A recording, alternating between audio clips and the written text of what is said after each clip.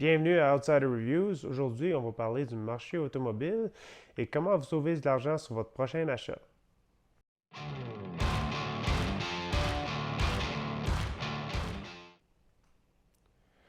Aujourd'hui, on va discuter du marché automobile présent et passé. Donc, on va commencer avec le passé. On a eu une pandémie dans les dernières années. On a eu une pénurie d'approvisionnement côté automobile, ce qui a monté les prix excessivement et qui a restreint, bien sûr, les véhicules qu'on pouvait avoir. Et il faut l'attendre beaucoup de temps avant d'avoir notre véhicule. Donc, pendant ce temps-là, c'était vraiment difficile d'avoir des rabais, vraiment difficile de faire des négociations. En fait, il n'y avait pas de négociation qui était à faire. Le prix était le prix et le prix était augmenté. Maintenant, on arrive à aujourd'hui. Aujourd'hui, c'est une différente histoire. L'inventaire grandit beaucoup sur la plupart des fabricants, entre autres Stellantis, qui a probablement la plus grosse inventaire. Quand je parle de Stellantis, je parle de bien sûr Ram, Jeep, Dodge, Chrysler. Donc, pour ce fabricant-là, beaucoup d'inventaire, mais aussi, on a différentes tactiques par différents fabricants qui peuvent mener à la confusion chez le client. Et on va en parler de ces tactiques. On va partir avec les tactiques des fabricants. Il y a plusieurs tactiques qui sont employées en ce moment. Vous avez vu dernièrement que Ford et GM ont fermé leur manufacture pour quelques semaines et donc ont fermé la production de véhicules pour quelques semaines. Ceci est une tactique du fabricant Ford et GM pour restreindre l'approvisionnement, donc restreindre l'inventaire que vous avez accès à pour garder les prix un peu plus élevés ou pour éviter une baisse des prix. Euh, on va voir si cette tactique-là va fonctionner, mais en ce moment, les ventes qui paraissent élevées comparées à l'année passée sont comparées à temps normal vraiment pas élevées. La deuxième tactique, j'ai mentionné Stellantis, donc Ram. Eux, qu'est-ce qu'ils font en ce moment, c'est qu'ils n'ont pas ralenti la production du tout. La production a continué à rouler. Leur inventaire a continué à grandir, vu que les ventes, avec les taux d'intérêt qu'on voit en ce moment, sont relativement pas à ce qu'ils attendaient.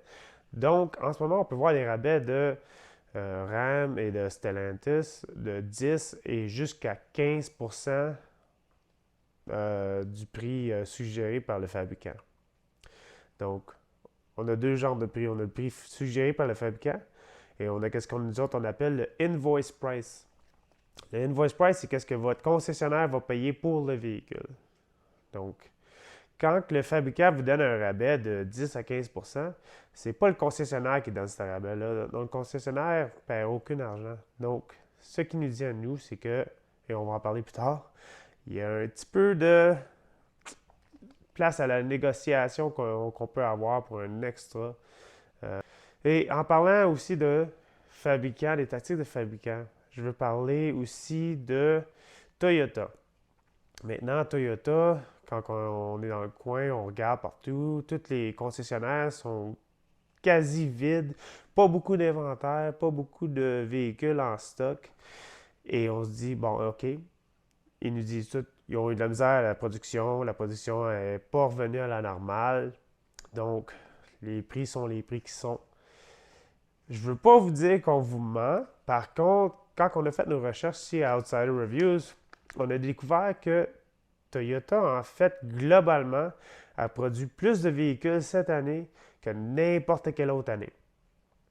Donc, c'est plus de 9 millions. Puis en général, ils produisent entre 7 et 8 millions de véhicules.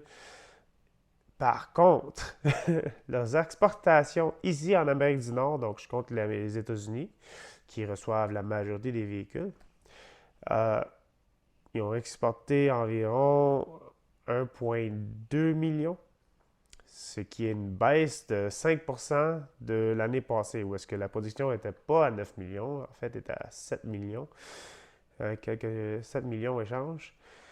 Donc, qu'est-ce qui se passe avec Toyota? Mais Toyota, qu'est-ce qu'ils vont? C'est qu'ils vont une opportunité de... Je veux pas prendre...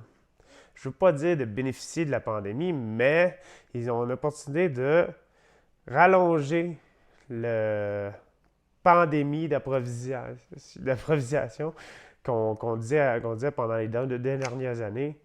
Et les autres, ils l'ont rallongé disant ah, on n'en a pas, on n'en a pas. Par contre, leur production démontre que ceci est le contraire. Donc, si je serais un client de Toyota qui attendrait mon véhicule, je serais un peu frustré par cette tactique-là, mais c'est entre autres une autre tactique différente de celle de GM, différente de celle de Stellantis et de Ford. Okay?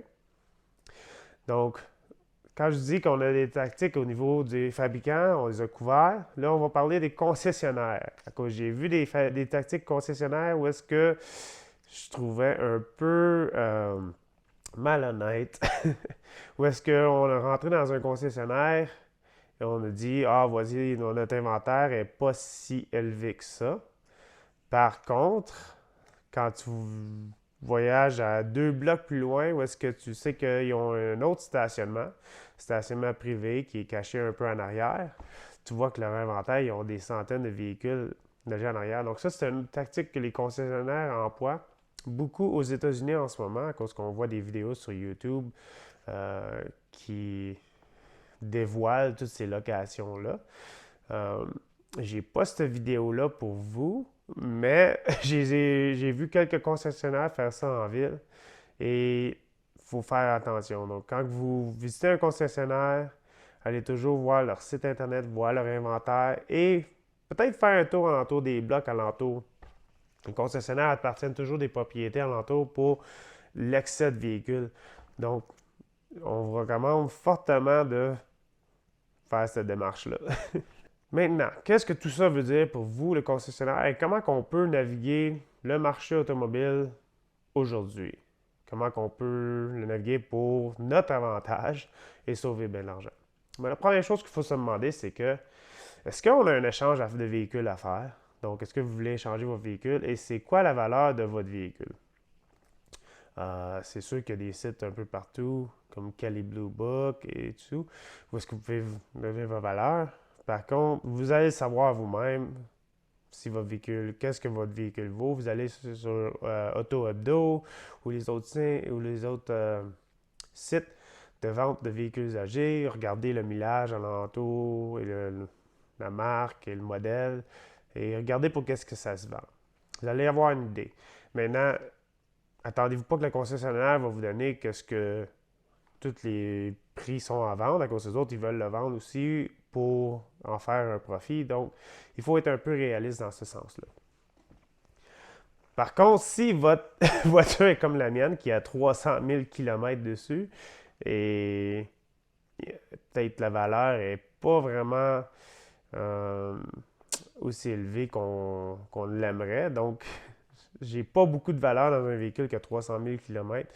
Donc, pour moi, il vaut mieux d'attendre que les prix commencent à descendre. À cause mon véhicule, il a déjà perdu la majorité de sa valeur.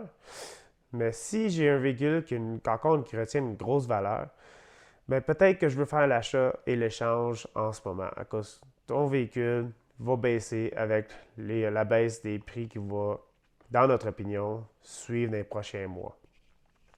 Donc, je ne parle pas des prochaines années, on parle évidemment des prochains mois qui vont suivre. Mes attentes, c'est mi-été, je parle du mois de juillet. On devrait voir des rabais significatifs.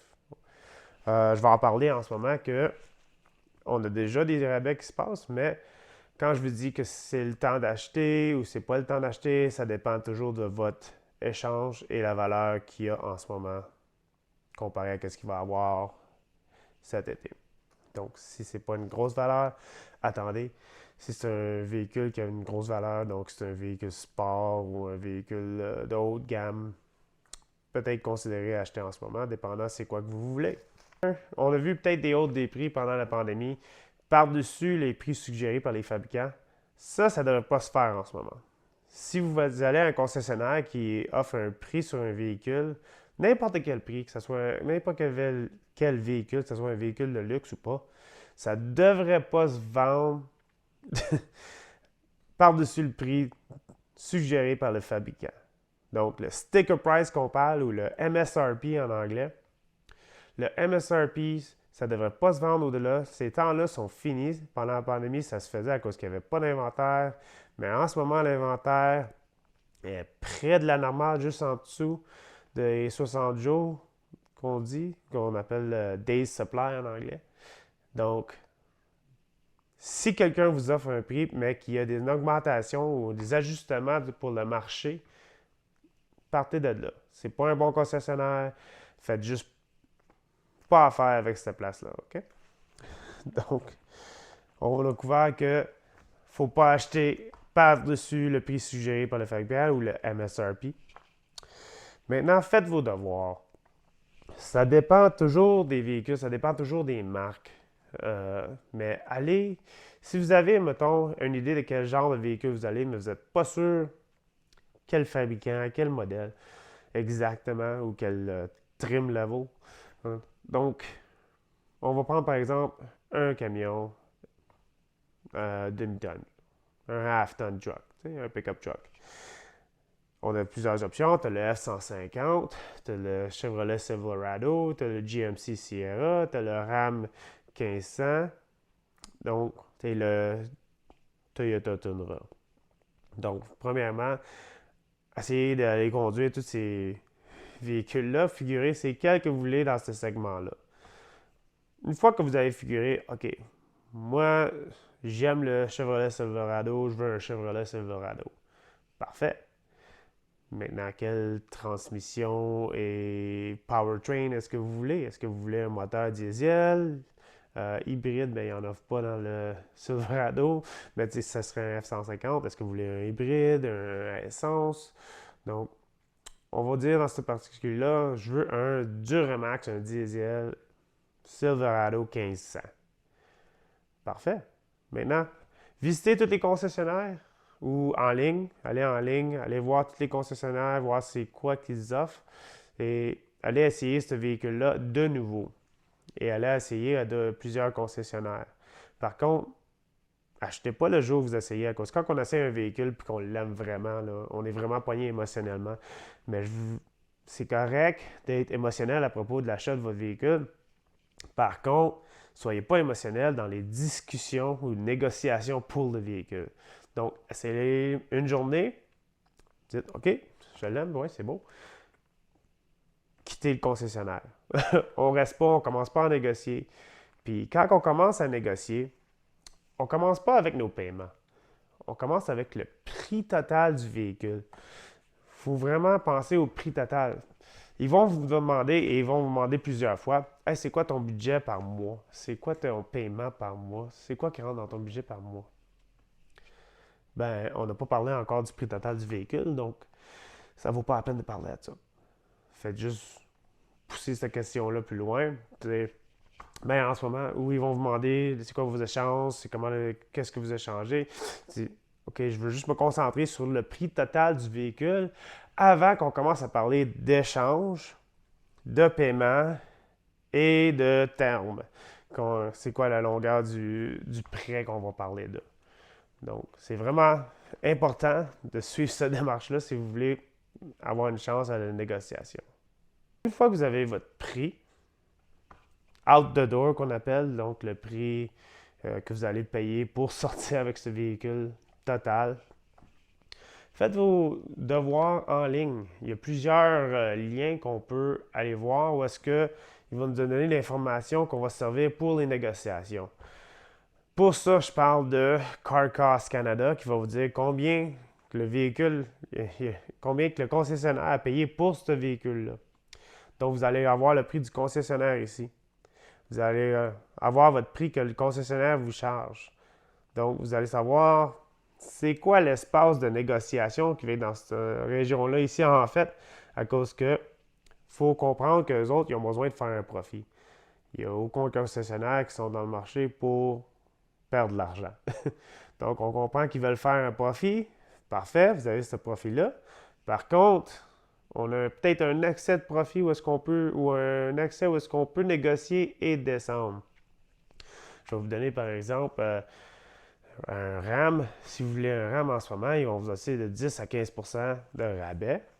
Je vais vous montrer ça en ce moment. Puis en fait, ces rabais-là ont été rallongés. Les rabais étaient supposés finir le 1er mai, puis là, on est le 10 mai. Et le rabais maintenant est rendu du 1er mai ou jusqu'au 31 mai. Donc, ça, c'est une rallonge. Ça veut dire qu'ils n'ont pas rencontré les chiffres qu'ils voulaient. Ça veut dire qu'ils sont plus aptes à négocier. Donc, ils vont vous donner 10%. Demandez 15. Demandez un 5% de plus. Ou même, j'ai vu en ligne une personne qui a eu jusqu'à 20% de rabais sur son RAM. Donc, là, on fait nos recherches, on a fait nos devoirs et on sait quoi demander et on sait comment demander.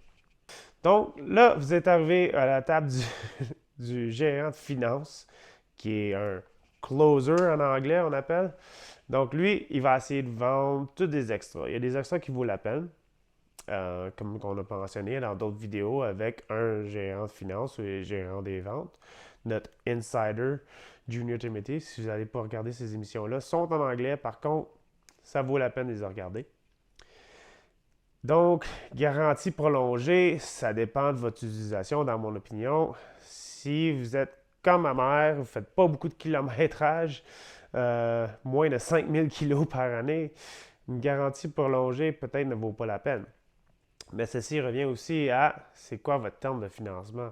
Si vous prenez un long terme, déjà là, je suggère rien en haut de 6 ans comme terme. Si ça vous prend 8 ans ou 9 ans à financer un véhicule, peut-être que vous n'êtes pas prêt à faire l'achat et si vous n'avez pas besoin de l'acheter, je recommande que vous ne l'achetez pas à cause que financièrement, je demanderais en bas de 7 mois pour un prêt. Puis si ça ne rentre pas dans votre budget, c'est sûr que le best, c'est de le payer cash.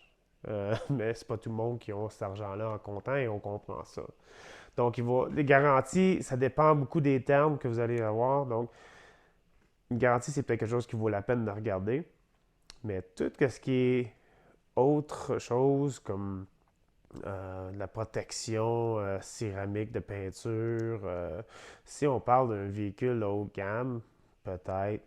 Mais aussi, il y a beaucoup de concessionnaires qui mettent moins de céramique qui sont supposés de le mettre. Donc, vous pouvez le faire dans une shop. Faites juste parler des factures que vous savez les prix, pourquoi vous payez. Donc, quand vous recevez votre offre finale, lisez le tout. Si vous achetez une garantie, prolongation de garantie, faites sûr de lire votre prolongation, faire sûr que vous savez c'est quoi qui est couvert. Et je sais que ça prend plus de temps à faire la lecture de tout ce fine print-là, mais ça vaut vraiment la peine. Pour en finir, toutes les statistiques vont pointer que le marché est en train de descendre. Les transactions en général commencent à baisser de petit pourcentage à pourcentage et ça dépend aussi des manufacturiers. Il y a des manufacturiers qui ne sont pas aptes à négocier à cause de leur tactique de fabricant comme on a couvert. On a Toyota. Il y a des manufacturiers comme GM qui offrait 250 pour les membres de Costco et là, ça montait à 750. Ce qui nous montre à nous que on a une chance de négocier un peu plus. Mais tenez bon. Si vous n'avez pas besoin d'acheter, je vous recommande encore d'attendre. Je veux un véhicule, un camion, moi-même, et je suis forcé à attendre à cause que les prix en ce moment sont élevés comparé à la norme. Donc, si vous êtes capable d'attendre, attendez. Achetez pas pour les prochains 2 mois, je vous dirais. Et après ça, on va commencer à avoir euh, plusieurs rabais et des baisses de prix. Le plus important, c'est de vous inscrire et vous abonner à notre chaîne YouTube. Ceci va vous informer quand le marché va changer. On va sortir une vidéo quand le marché va changer. On va chercher des vidéos quand ça va être le temps d'acheter, juste pour vous le dire. Et on va parler de plus de négociations avec notre insider. Nos vidéos sont bilingues, donc j'ai fait une vidéo comme ça ici en anglais hier et je sors le français aujourd'hui. Donc, restez abonnés, aimez la vidéo à cause que ça nous aide beaucoup et on se revoit à la prochaine.